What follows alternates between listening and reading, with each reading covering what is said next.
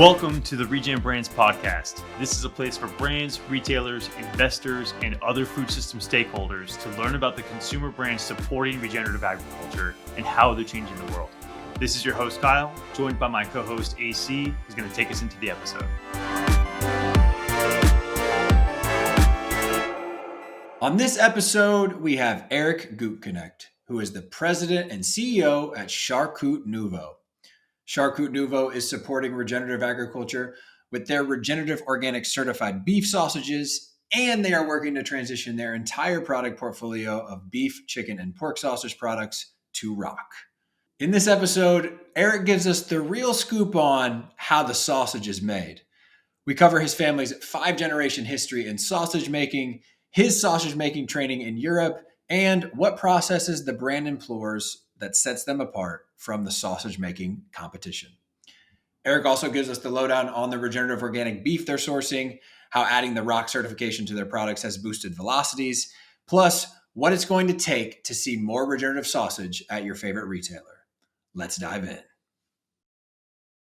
What's up, everybody? Welcome back to another episode of the Regen Brands podcast. Very excited to have our friend Eric from Charcutnuvo with us. So welcome, Eric. Hey guys, good morning. Thanks for having me. Good morning. We're stoked to have you. I've been purchasing these products for a couple of years at this point, and I did not know that there was a regenerative effort behind the scenes. So I was super pumped to see this brand and to see you on the schedule that AC put together, and I'm excited to learn more. Oh, that's awesome. We've actually been regenerative since we launched the organic brand in 2017. Hell yeah. But we've only recently called it out since we joined the Regenerative Organic Alliance. So that's the call out we have on the label now. Yeah, that's amazing. It makes me feel so much better. Not that I felt bad at all, but I feel great knowing that I've been purchasing regenerative product this whole time secretly. But for those who are less familiar with the brand than me, give us a quick lay of the land. What sort of products do you produce, and where can people find Charcutnuvo today? Well, so we're about 90% organic products, and we're really strong in the West Coast. We have organic chicken, organic beef, and a couple of organic pork products in natural grocers, Whole Foods in the Rocky Mountain region, as well as Whole Foods SoCal. And then we're in a lot of the high-end specialty stores across the West, like the Jimbos and the Fraser Farms and the PCC and all of those great companies. We're also in a couple club guys like Costco here locally in Colorado and occasionally in the Bay Area. And then kind of anywhere where people are going to shop for organic and natural foods, like small co-ops, infra, NCG type stores, places like that. Got it. So just to summarize, really strong natural channel penetration on the West Coast. On the West Coast. And we have a little bit in the East and the Midwest through KE, but it's not a ton, and we're slowly building that out, but we're really kind of a West Coast brand right now. Mm-hmm. Got it. And y'all are the sausage people. We're going to talk sausage today. We're talking all things sausage with a 4th-generation sausage maker. So, Eric, take us through the family history of just how long y'all been doing this, and how does the brand kind of get to where it's at today? Well, it's kind of a long story. We started back in the 1880s in Switzerland, actually. My great-grandparents had a sausage company. I was born over in Switzerland, moved here in the mid-'70s, and then my dad ended up purchasing this company from another Swiss fellow. And then I obviously grew up in the company. It was cheaper for me to pack sausage than for them to pay for daycare. So I started packing sausage. Started packing at the age of 8, and I just grew up in the business. Wow. I loved it. I've been making sausage forever. I went over to Europe, studied sausage making, came back, did some consulting work, and then I came back into the business in 1998, and I ended up purchasing the company in 2003. What does it look like to go to Europe and study sausage making? What does that entail? I mean, in Europe, they have official apprenticeships for every trade. It's pretty phenomenal. Yeah. Wow. So I did a sausage apprenticeship and kind of a program, but I had actually I knew more than most of the guys in the classes because I had been doing it for so long already. So I was actually teaching them a little bit. But yeah. I mean, when you start at 8 years old, you for sure got an advantage. You're gonna learn some tricks of the trade. That's true. Well, give us like, I think you mentioned you took over 1998, or that's when you came back in the business you purchased in 2003. What was the company arc like, pre you owning the company, and then what have you changed since then, and where are we at today? Well, it was interesting because back then it was more of a European brand. Production was in the back in the factory, and we sold it out the front door at the retail store. When we purchased it, the first thing we did was made it natural, antibiotic, hormone free. I got to know Bill Nyman and Coleman and all those guys back in the day. And I also had my first child in 2002. And we decided as soon as we purchased it, we're going to make everything clean as possible, which back then meant no antibiotics, no hormones, no animal byproducts in the feed, all that stuff. So we did that right away. And then we launched in retail in 2008. Essentially, we didn't have any retail until then. And then what happened was, I can't remember if it was a buyer at Costco or Whole Foods tried our stuff in Jackson Hole, where we sell to a bunch of restaurants. It's like, I got to get this stuff. So we launched at Costco, and then shortly thereafter at Whole Foods in 2008. Nice. And then it grew and grew and grew. And then organic started to open up, and felt like there was a bunch of greenwashing and natural. It kind of started to mean nothing to people. And we wanted to be as clean as possible. And it was important for us to, same thing, like feed our kids organic products, eat organic products. So we went all in on organic in 2016, 17. And then that took a while to actually get on shelf. We finally got on shelf with organic. It's probably 2019 or 20. Why did it take so long? Was that simply like limitations in the supply chain? Like it was difficult to source the organic meats, or were there some other barriers or constraints? Well, kind of both. I mean, not just sourcing, but just getting a retailer to give us a shot. We were known here, in Colorado at Costco and Whole Foods and other specialty stores, but really nowhere else. And we had dabbled with some West Coast distribution on our natural products, but it just didn't really go all that great. So it just took us a while to get placement. And then, Natural Grocers, who's, a phenomenal customer here, gave us a shot. And that really opened up a lot of opportunity for us, including distribution. So. Right. Yeah, unlocking those unified DCs to tackle the different regions, that's a huge win. So kudos to Natural Grocers, who I think is like one of the unsung heroes of the natural industry. I was just about to say that. Yeah. Yeah, I couldn't agree more. I mean, they have the strictest standards in the industry.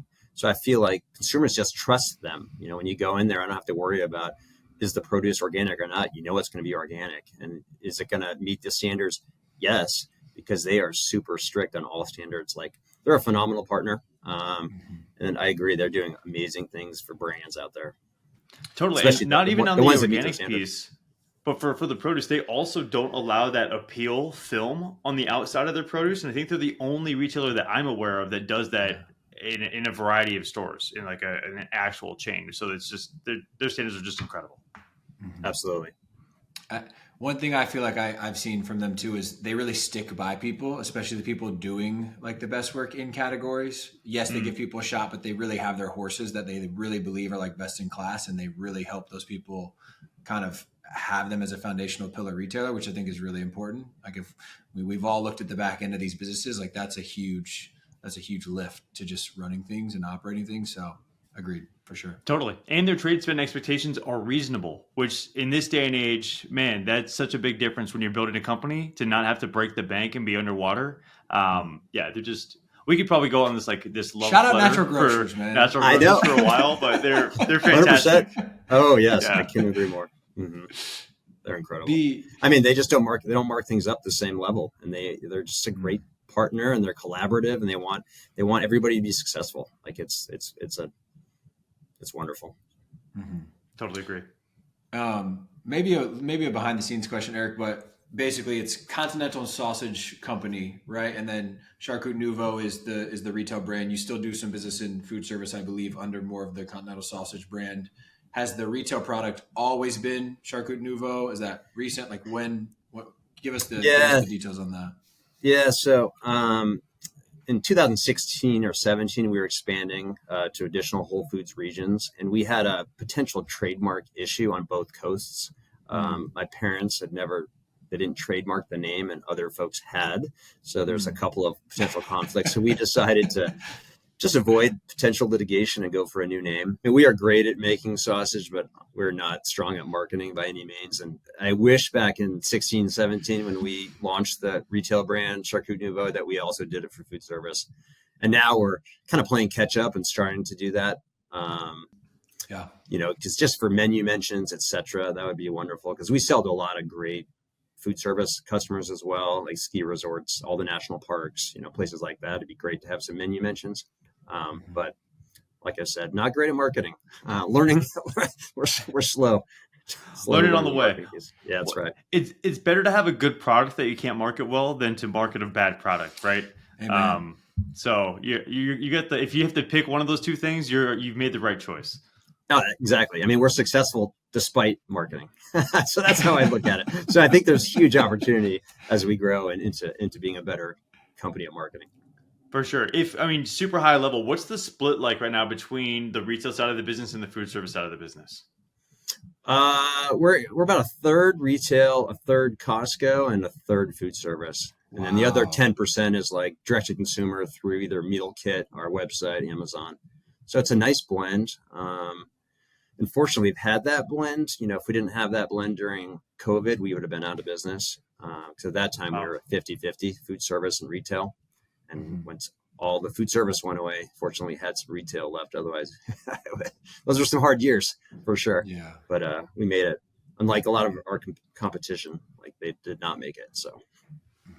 Okay, well, it's the time in the episode for me to say this line I've been wanting to say since I first learned we we're going to do this episode, and I want to learn how the sausage is made. Actually. And the Swiss are known for their quality, right? Quality watches, Swiss Army knives, So what is it about the European and/or Swiss style of sausage making that makes it so different? Yeah.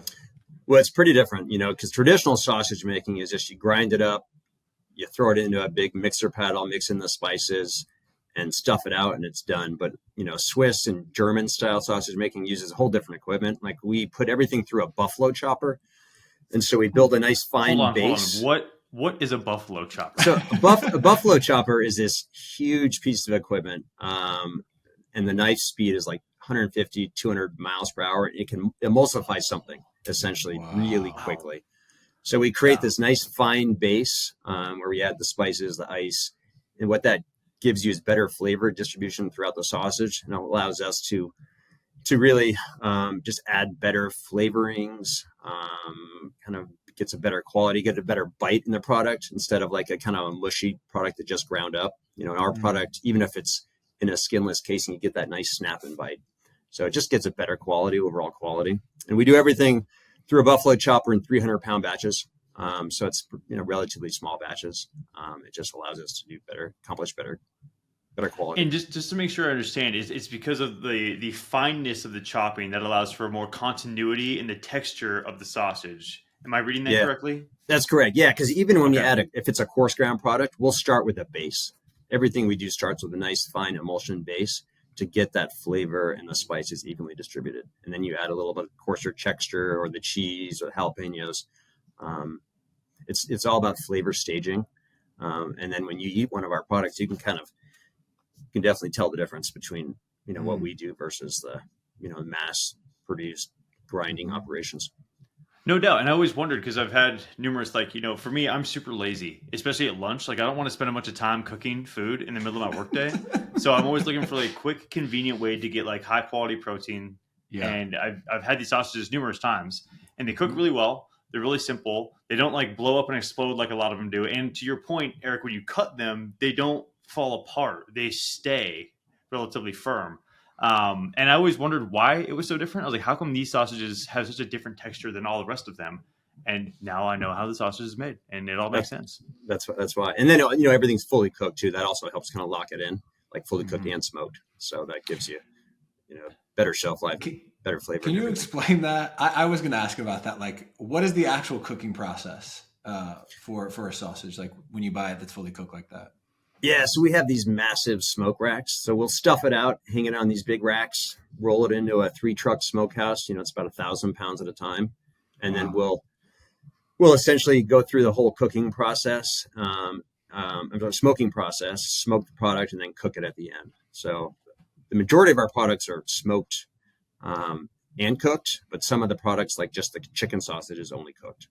But everything's fully cooked, so you can eat it cold out of the package if you want it. It's not going to kill you. But everything we do is fully cooked. I just feel like it's safer that way, especially in today's day and age where people are lazy or not going to take the time to fully cook it. For the consumer and the restaurant, I was just thinking that for myself. Protecting Kyle from his laziness. We appreciate that. Thank you. Saving my life. Eric, I'm curious about the cuts of meat, and I'm sure this varies different by the animal. Is that a point of differentiation for sausage makers? Like, is that not a thing? Just curious about the cuts. Yeah, it can be a thing. We prefer to use. It kind of depends on who you're sourcing from or what's available, quite frankly. But, we use a lot of like bottom round flats or shoulder clods, like really lean points, because we like to mix in like a very lean cut with like a fattier cut and stage it differently. So it kind of depends on the protein. And obviously chicken, there's not a lot of options. And pork, it's pork. We use a lot of skinless jowls, which is, the cheeks. That seems to be the best fat when you're trying to get a good juicy sausage. Wow. So interesting. But hey, I commend the effort because I think to have a really regenerative food system, right, you need to utilize the whole animal. Like, how do we do that? And I think that there are different types of manufacturers who play different critical roles in that effort. There's obviously like your prime cuts, you get your sausage makers, you get your bone broth folks, right? And it's this mutual effort that we all have to support these ranchers and farmers who are trying to do the right thing. So I think it's fascinating that you're doing what you're doing. And I think it's really, really important as we try to develop this regenerative supply chain that we come up with ways where these farmers can get more value out of the animals they're raising, and you help to provide them with that additional market, right? So it's super, super exciting. Oh, 100%. That's why, having a good relationship with the rancher and helping them utilize, because we can be flexible in what cuts as long as we're hitting a specific lean point. We can help them utilize in certain different ways. So it's all about the relationship. Yeah. And all of the folks, especially on the beef side that we've talked to that touch production, that have a brand or vertically integrated or direct trade in some capacity, they're always talking about whole carcass utilization is always something they need to solve for. So like Kyle said, I think that's an amazing tool to have. Eric, let's go into the regen side of things. And maybe it sounds like the approach has been kind of two-pronged there. Like the original sourcing decision was not marketed as regen originally. So like, why did you start sourcing from a regenerative source? And then why now did you go through like the certification process and the marketing and branding process? Like, I don't mean to interrupt, but I'm interrupting. When did the term regenerative kind of hit your radar, and why was that like important to you? The term itself probably hit my radar in 2018, 19, I would somewhere in there when we were starting to launch the organic. And at that time, the beef we were using was certified by the Audubon Society. And we kind of felt like it didn't really mean a lot to us. And if it didn't mean a lot to us, it'd be hard to explain it to the consumer. So we didn't put that on our label. Maybe we should have, maybe we shouldn't have, either way. But once that's supplied, there's a challenge with that supplier, and it essentially ceased operations. So when we were searching out for new suppliers, we wanted to make sure we're trying to find something that was certified regenerative or could be certified regenerative in the future. Yeah. And then we happened to land on our current beef supplier, which is, I think, the best beef in the world. Oh yeah. And what is it that they're doing that makes you so confident in that statement?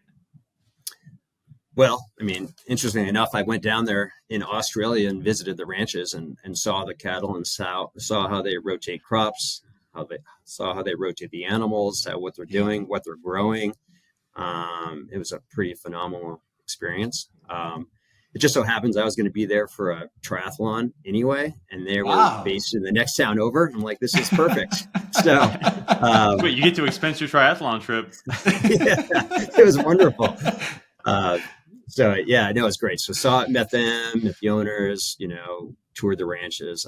It was incredible. And, they're very deliberate on what they're planting, when they're planting it. For instance, like we were looking at a pasture where they had just rotated the cattle through, they grazed it all. They're moving to the next parcel, and they're planting turnips. And the purpose of the turnips is they plant them, they dry them out, and then that turns into like little water chutes into the land help get moisture into the land. It's really incredible. Mm-hmm. So great experience. Can't say enough It about really, as you describe it, it feels like a step above a lot of the regenerative cattle that I've heard about, in that they're also like typically, and I don't mean to diminish anybody's efforts at all, but based on my understanding as somebody who's never been a rancher, it's a lot of high stock density grazing, utilizing the land as the land is. Whereas it feels like the folks you're describing are planting specific crops to probably introduce different food sources to the cow and for different ecosystem benefits on the soil. Is that correct? Yes. And the reason they can do that is because they have a very large property. I do understand, some ranchers are, restricted by what access they have to pasture. And especially, being certified regenerative and organic, they have to be certified organic in order to even be ROC certified. So, when our supplier kind of went away, our original beef supplier closed down, seeking out another organic supplier. That's also regenerative was kind of our goal. And we just kind of got lucky. And the cool thing about this company, they're called Hewitt Foods, is that they're also trying to grow start up or do more in the U.S. As far as livestock and processing and all that stuff. So it's a great partner. Can't say enough about them. Nice. Yeah, Australia has some unique governmental, climatic, and experiential kind of advantages in grass-fed beef. They're definitely a lot further along in a lot of ways for a lot of different reasons. And I hope we can get the domestic production up to a similar level over here. I think it's a little more challenging, just the diversity of geographies and some of the other factors, but they're doing some good work over there, man. They're leading in that front for sure. Yeah. Some of and the irony, I'm hoping you do it here. At least in my experience, I lived in Australia for about 7 months, and they love grain finished beef. They love the taste. They put it on menus, grain finished. It's almost the opposite of here, where most of the cattle there is 100% grass fed, grass finished, but they want the grain, and here it's the opposite, right? Interesting. Yeah, so they export a ton of that super high quality grass finished beef to the U.S. because there's more of an appetite for it than there is domestically. At least this is back in 2016, so things may have changed since then. But I always found that to be interesting. Yeah, that is interesting. I had no idea. Huh. Yeah, I've been told that the McDonald's burgers in Australia are even grass fed, grass finished. Do we know if that's true or not? I don't know. I can honestly say that while I was in Australia, I did not eat McDonald's. There was a killer burger chain there that I used to go to all the time. I wish I could remember the name. It was so good. But they put beets on their burgers, beetroot. Yeah, and it's delicious. And there is a burger place in New Zealand, a chain. Oh man, I can't believe I'm blanking on the name. But it's all the branding is it's like Trans Am, 80s Trans Am branding, and they have this thing called a doofer, which is basically like a burger holder made out of cardboard so you don't spill on your hands. It's just awesome. New Zealand's weird. It's a great place. We're getting way off topic, but burgers are awesome. Question for you, Eric, on domestic supply.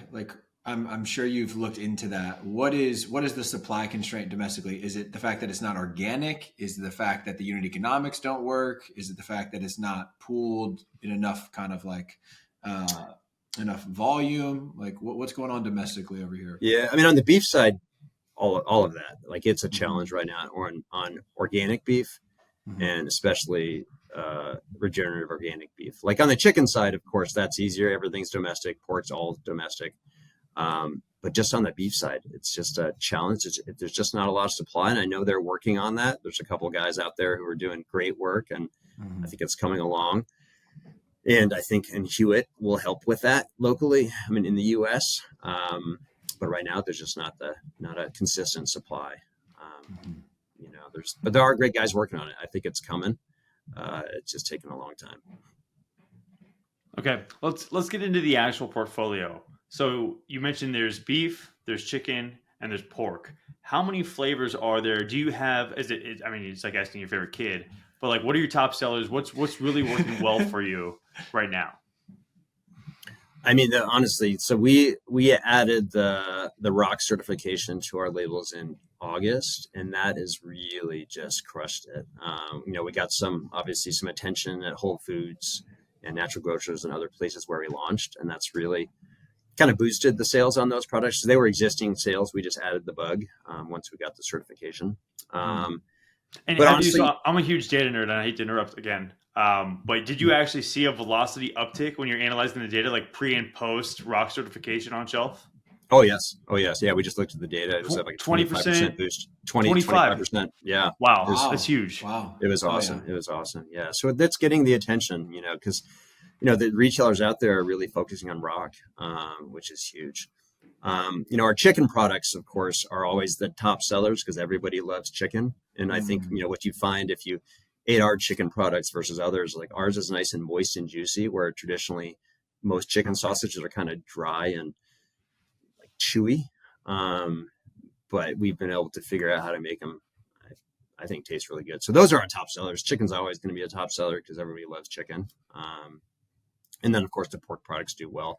We do some exotics, like we do a lot of bison, a lot of elk, mainly food service stuff. And those are always top sellers. And like we have a bison jalapeno cheddar and an elk jalapeno cheddar, which are just killer products. But those will never be organic or regenerative.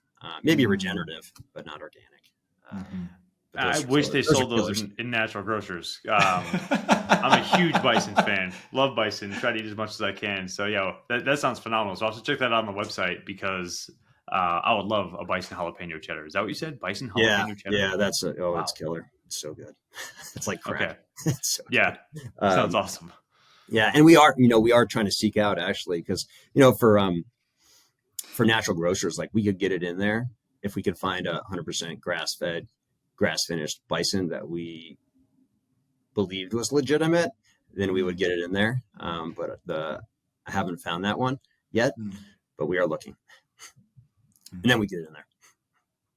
So the current portfolio of retail products is all organic, and the beef products is rock.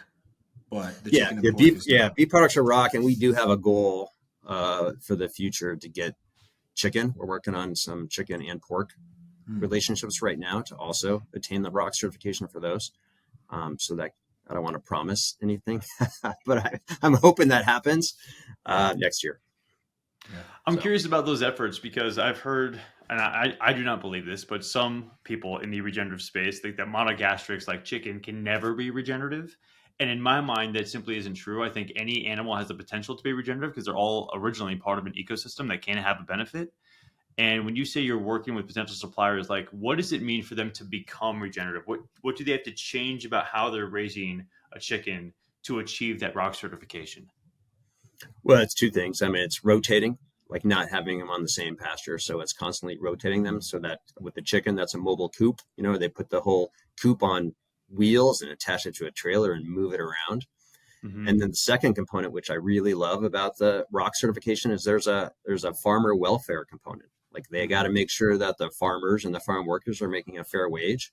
And we love that about rock in their certifications.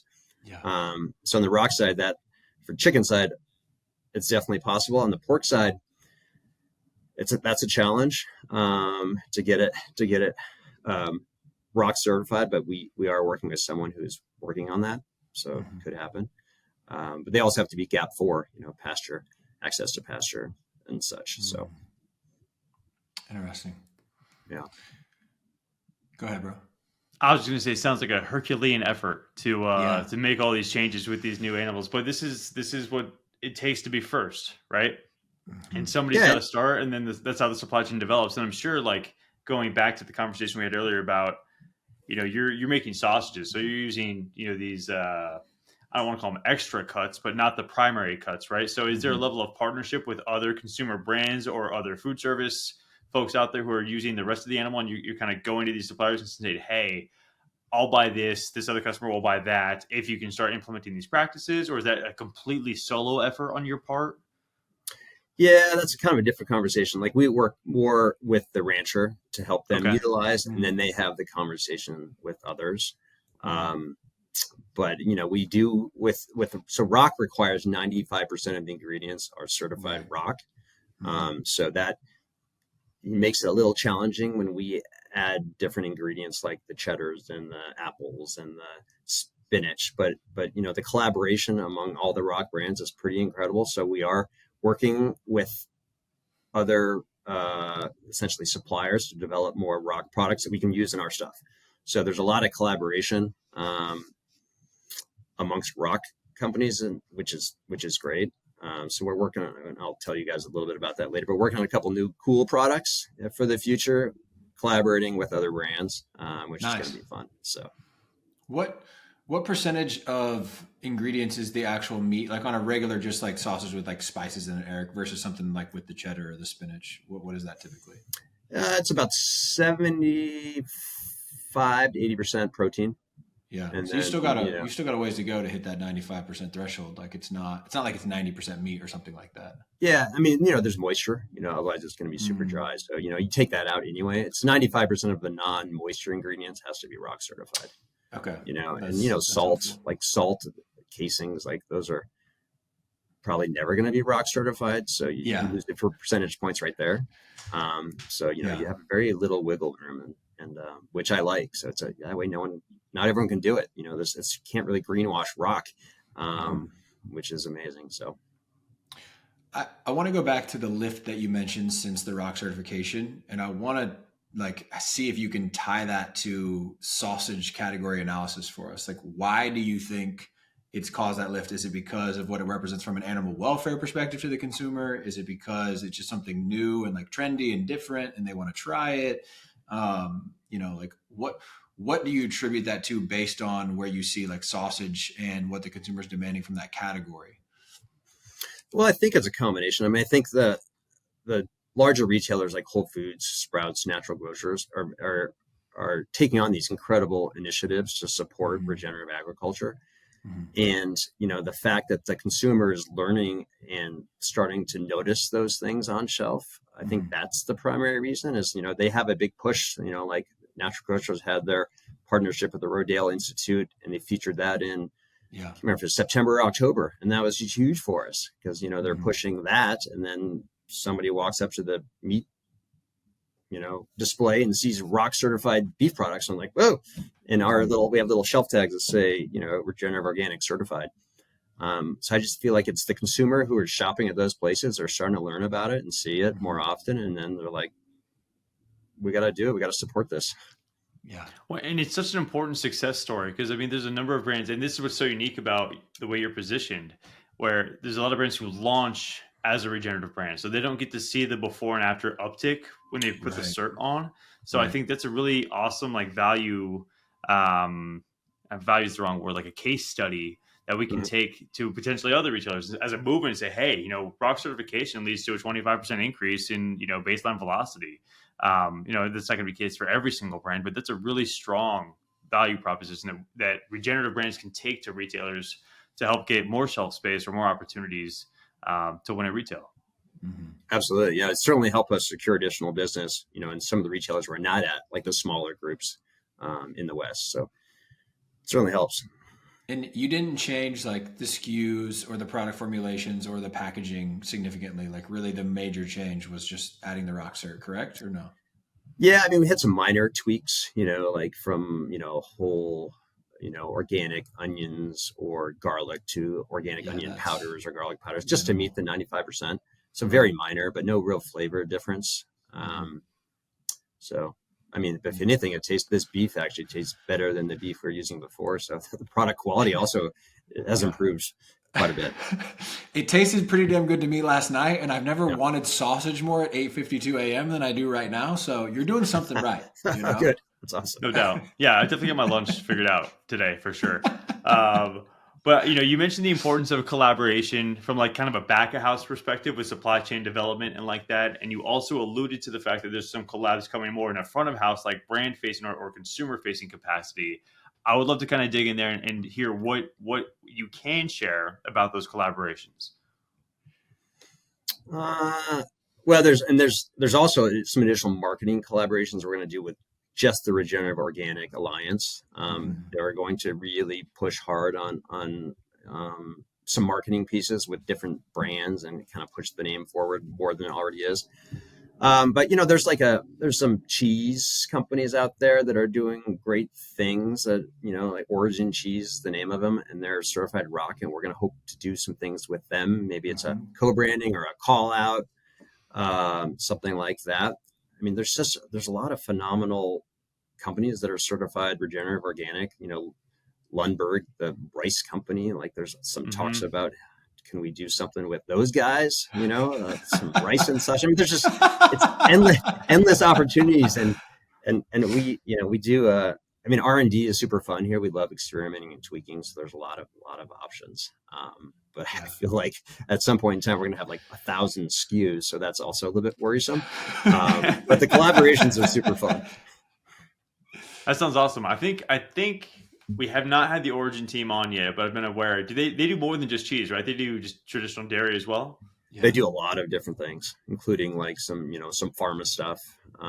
They're a pretty interesting company, like really cool things. Adrian, if you're listening to this, you need to get your ass on here. He keeps putting me off. He says he's working on some things that he wants to have out in the world before he comes on for the big unveil via the podcast. So Eric, you mentioned you're a triathlete. Like you mentioned, you eat a ton of sausage. I've had the sausage. I buy it because I'm not a triathlete, but I want to be. And it strikes me, it's one of the cleanest products I've seen on the shelf, especially in a category that is generally like not the highest quality meat and maybe filled with nitrites or something else that I'm trying to avoid in my body. So tell us about a little bit of the intentionality behind the ingredients in your product and what sort of attributes you're communicating to your consumers. Yeah, and that's kind of the beauty of our product is the attributes are far superior to anything else out there, I believe, and others tell us. So not only am I a competitive triathlete, I've also have rheumatoid arthritis, which is an autoimmune disease, and I have to be really careful about inflammation. So, our products contain probably half to 2/3 the salt contents of other brands. Like we don't need, the way we make things, we don't need to add a lot of salt to the product. Which means you have got real flavor in your food and you're not relying on salt to flavor your product. 100%. We don't need to mask anything. Like it's very low salt content, which is awesome. And then we also don't use any sugars. Like sugar essentially is a filler. It's cheaper than protein. So it's a good way to make an extra buck, but we don't put any of that in our products. It's sugar free. There's of course natural sugars in apples and other ingredients, but we don't add any sugars. And for me, that just allows me to, of course, eat it and not have, inflammatory responses to all of this stuff. And I just think, our product, it just has incredible attributes. I mean, we have the certifications on the rock side and the gap side and the clean side, but then it also has all of these other nutritional attributes and it tastes good. So I kind of feel like we've got a pretty good product going. No doubt. And it's crazy and very understandable that no added sugar in a sausage means something, right? Sugar is just so pervasive across every category, even in places where you wouldn't expect sugar. For example, Primal Kitchen ketchup, right? Like I love that there's no added sugar in that ketchup, and that's what I pair these sausages with. So it's fantastic that you can have those options available today. We also talked a little bit about retail. And, currently like really good natural penetration, primarily West Coast. We talked about Costco. What about the conventional and the MULO category? Like, why have you not intentionally gone after that? And do you feel like it's maybe the consumer in the conventional space is ready for this, or are you still going to hold out and focus on natural for now? I just think they're not ready for it in all markets. I mean, there's maybe certain markets that can be successful or certain banners within a conventional chain that could be successful. I just don't think it's quite. I don't think the consumer that shops at Kroger or Safeway is quite ready for it. I think here in Colorado it could be a different story, where it's and probably up in Bend and parts of California in the Northwest. Like it could work. It's just not across the entire region, like an entire Safeway or Kroger region. I don't think it'd be successful yet. I'm hoping that's coming because that would be huge, if they, actually have a directive to focus on regenerative agriculture for some of these big conventional chains. I think that would be massive and good for the industry and good for regenerative overall. They're not, from what I've seen, I haven't heard anything like that yet. But if so, we'd be all over it. in select markets. We're not a brand that's going to be successful in certain markets. For sure. But where people care and I think about, that's very much okay when you're trying to do right in so many different categories. Like, you're never going to be the best product, in every single channel. And we haven't had this conversation yet on the podcast, which I think is going to be really interesting. And I think you're right in your assessment that this product is not ready for all markets yet, or the consumers in these markets aren't ready for this product. And you'd mentioned, you're waiting for maybe the larger conventional chains to put more of an emphasis on regenerative. And is that sort of like the signal to you, like, hey, this might be important? Or are there some other category trends you're waiting for? Are you looking to see some other more premium products in these categories in conventional markets? Is it more about your pricing relative to competition? Are you looking to see more rock attributes doing well in conventional before taking it maybe into the sausage category? Talk to us a little bit about like what you want to see there before you're willing to test the waters. Yeah, I mean, I just want to see a directive, honestly, from the retailer that this is something they're all in on. Like, it doesn't help us just to go in there and then have it not be supported, and then we're kicked out in a year, especially if there's like a slotting fee or whatever associated with it. Right. I mean, we are like, we're not a brand that's owned by we're not like, we just have different focus. Our brand, we're privately held. I mean, I'm fourth generation, the fifth generation's in the company, which is super cool. Like, we're a legacy brand. We want to keep it going. We're not trying to be all things to all people and just blow it up. Like jump 100% a year in sales and grow and sell to whoever. We're just, since we make it ourselves, like we have to grow at a sustainable rate. It's too hard on people, processes, and equipment. So, if we did, I just don't think we'd be successful at conventional retail yet. I'm not saying it couldn't happen, but right now it's not our focus. Like, Costco is a place we may experiment with some product, like one rock product in maybe the Colorado stores or a section of stores to test it out. We'd probably do that at a roadshow or something first, just to make sure it's resonating with them. But again, it's like we're not in a rush to push it if it's not going to be successful. Yeah. I want to go back to the rock rollout, and you mentioned it's obviously on the packaging. You have some shelf tags or shelf talkers about it. Were there any other marketing strategies around the product, and what do you want to see like moving forward there? What do you think will be effective there in terms of getting consumers to better understand regenerative and see rock certification and all those types of things? Well, I wish we were better at marketing, because the answer is, hey, brother, you're doing something right. I think you need to give yourself a little bit more credit, Well, we are. I mean, it's we developed some really cool posters and some takeaway information that we're getting to retailers and like hoping that they put it out or give to the consumer. We're going to be doing some things with the actual Regenerative Organic Alliance, which I think will be helpful, and other brands that'll be helpful. But we're pretty much bootstrapping on some of that stuff. And then I think maybe next summer, next year, we'll probably do a little bit more if we could figure out what to do and how to do it. Frankly, we just don't have the expertise at the moment, and it's expensive. We do a lot of, like, for us, like if we can get it in somebody's mouth, we'll have a customer forever. So it's kind of some real, so we'll give out free coupons, at Expo and other places. Hey, just try it. Yeah. Once you try it, we got you. Like, it's because there's nothing else like it out there, frankly. So we do demos, we do free product coupons. We just want people to try it, because once people try it, we'll have a loyal customer forever. Yeah. My favorite part about working in this space and the job that we do is that we can say things like, if we get into someone's mouth, we'll have a customer forever. Oh, well, can you imagine all the wiener jokes that go along with that? We've heard them all. Appropriate, inappropriate. Oh man, I'm sure. I would love to hear some of the best, but we are being recorded on a podcast, so we can't go there today, unfortunately. We'll wait till off air. AC is losing it, but AC and I, we're kind of like ping-ponging back and forth on where we're taking the direction. But I'm curious, we talked about retail growth from a food service and meal kit perspective, because you mentioned meal kits earlier. What what does the growth opportunity look like there? And from a meal kit perspective specifically, is that partnering with other meal kit companies out there, or is that something like a new initiative you're looking to do on your own? Well, it's kind of two things there. So food service, we're definitely first to market on regenerative organic. You don't see a lot of call outs on menus, but we are going all in on that. I think over the next year or two, we're going to get some pretty good attention. Like the National Restaurant Association show, we'll have highlighting our rock products.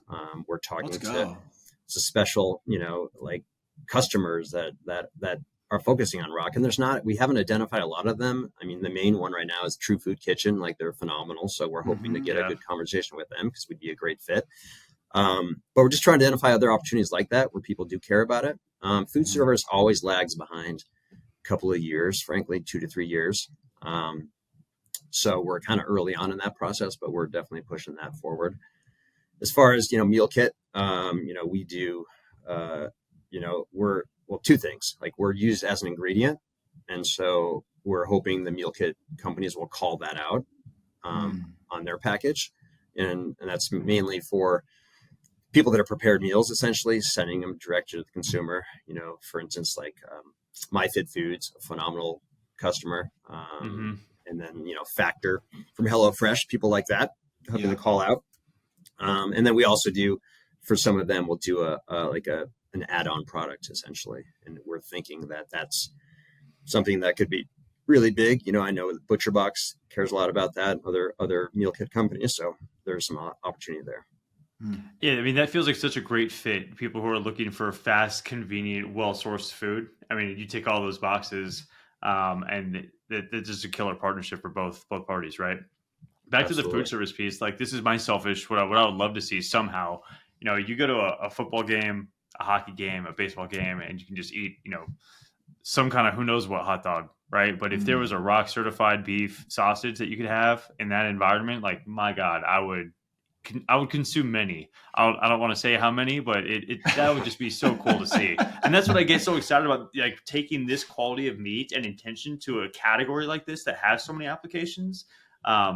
It'd be really, really cool to see. So I don't know if that's on your radar or not, but would love for that to happen in some capacity eventually. Oh, no, it's on our radar, and we're in discussions with some folks like that. Like, we do sell to a lot of the suites, essentially, the higher parts of the stadium. And I'm not quite suite level all the time. It's like maybe a lucky, maybe once in 5 years, somebody will invite me to a suite, but I'll keep my eyes peeled next time I'm in one, for sure. Not a lot of sporting events in Bend with a stadium that has suites in it, unfortunately, also. So you got to travel a lot. Yeah. But that's something for the future, for sure. We're going to be launching a rock beef pastrami, which is super killer and so good. And that definitely will have some good placements at high-end restaurants, stadiums, national parks, stuff like that. Yeah, you were speaking my language. I'm a sucker for a Reuben sandwich. If I'm at any restaurant and they've got a Reuben, like, count me in. And if there's a rock Reuben, my God, I'm going to lose my mind. Awesome. Yeah, I know it's a fantastic product. Is that going to be only food service available, or will that be available in retail as well? And I'm asking for a friend, not myself at all. Well, we don't have the capacity to slice it ourselves, so we sell it whole. Okay. So, like, if you go to the deli counter at Whole Foods, you can get it there, but it's not going to be pre-sliced for you. They got to slice it for you there. So that's something that'll be in Whole Foods in Q1. I will be in Whole Foods in Q1 purchasing rock pastrami. Yeah. Well, you're doing a lot on product development here, Eric. Anything else that we should know about that is potentially in the pipeline? Well, something you may see in 2025 is a couple additional rock beef products that we've submitted and we're working on. We've got a beautiful cheddar with Origin. We've got a beef breakfast sausage. Let's go. Yeah. We've got a beef summer sausage that may be rolling out too, which is exciting. Okay. But the other thing too is we've found a source for rock lamb as well. So we are submitting rock lamb and beef sausages, a couple of SKUs. So you may see those in retail in 2025. We're super excited about lamb. What's the flavor profile on that like? Well, we have 3 different ones. That actually, the one that's been the most popular through testing is a lamb hero or lamb gyro, however you want to pronounce it, style sausage, lamb and beef. And that's been kind of the most popular one. But we also have a garlic and we also have a rosemary. Man, as soon as you said the lamb and beef combo, I was like, I'm gonna get some tzatziki and just go to town. And that's a combo. Maybe some rice from Lumberg. Who knows? Exactly. But yeah, that sounds phenomenal. I also love the diversification of trying to make lamb a little bit more mainstream, especially because lamb has such a unique regenerative opportunity, right? Especially grazing in like orchards. So if you can provide an offshoot for those raising lamb in that capacity, like, man, what a win that'd be for everybody. Absolutely. Kyle's ready to come to Colorado to help with R&D, Eric. If you anytime, man. He's ready. Well, that's the other thing too, is we do a lot of tours. We love to show people it's okay to watch sausage being made, and disprove that little rule. So if you guys are ever out here in Colorado, we love showing people how we do it and how different we are. I mean, I usually go to Golden once a year for a natural grocers meeting. I will take you up on that offer, like without a doubt. And then maybe we'll catch an Avs game and in a suite and eat a sausage. 100%. Yeah. Or a Nuggets game. They're also pretty good right now. So yeah. Yeah. Okay, yeah. I'm down. I'm a hockey guy for sure, but I will go with you to a Nuggets game. I'm not going to say no. Although, do you feel like they should change their name to the Sausages instead of the Nuggets? Oh yeah, that'd be good. Nuggets, yeah. I'll ask him about it. I don't think it's going to go well, but man, I'd love to see a team called the Sausages. That'd be too much. We should end before we make any worse jokes than that one. That was pretty bad. I can see the Nikola Jokic promotions now of the European style sausage making. It's beautiful. Oh yeah, the Joker. Well, Eric, this has been a really fun and informative conversation, and really appreciate the work that you're doing. I will take us home with our final question that we ask everybody, which is, how do we get Regen Brands to have 50% market share by 2050? I mean, that's a great question. I think it's going to be, it could be a combination of things. It's got to be either an event, for instance, or a person buying into the program, somebody with some influence, either a politician or a celebrity like Taylor Swift or a Patrick Mahomes, or someone that's got some influence out there buying into regenerative agriculture. Or it's got to be a retailer, a conventional retailer, kind of like we talked about before, one of the big ones going all in, or Costco going all in on regenerative and kind of forcing brands to become regenerative, frankly. I mean, I think like there's been so much momentum already, but I think something like that would just press the accelerator and get it there quicker. Well, I think it's really important for certain brands to lead in certain categories, and it feels like you're really leading the charge in the sausage category. So we appreciate your efforts. They're not easy to do. Also, just want to do a shout out to the website. It's charcutnuvo.com for anybody who wants to learn more and buy some of the products that are not available in store, like the bison jalapeno sausage, which I will be purchasing very soon. And yeah, man, thanks for the time. Thanks for showing us how the sausage is made. Well, hey, thanks for having me. I love what you guys are doing. Like, I listened to your podcast. It's phenomenal. And I love the effort. And I think, you're just doing great work in the community. So thank you so much. I appreciate that, man. Appreciate it. For transcripts, show notes, and more information on this episode, check out our website, regen-brands.com. That is regen-brands.com. You can also check out our YouTube channel, Regen Brands, for all of our episodes with both video and audio. The best way to support our work is to give us a 5-star rating on your favorite podcast platform and subscribe to future episodes on Apple Podcasts, Spotify, and YouTube. You can also subscribe to our newsletter, the Regen Brands Weekly, and follow our Regen Brands LinkedIn page to stay in the know on all the latest news, insights, and perspectives from the world of regenerative CPG. Thanks so much for tuning into the Regen Brands podcast. We hope you learned something new in this episode, and it empowers you to use your voice, your time, your talent, and your dollars to help us build a better and more regenerative food system. Love you guys.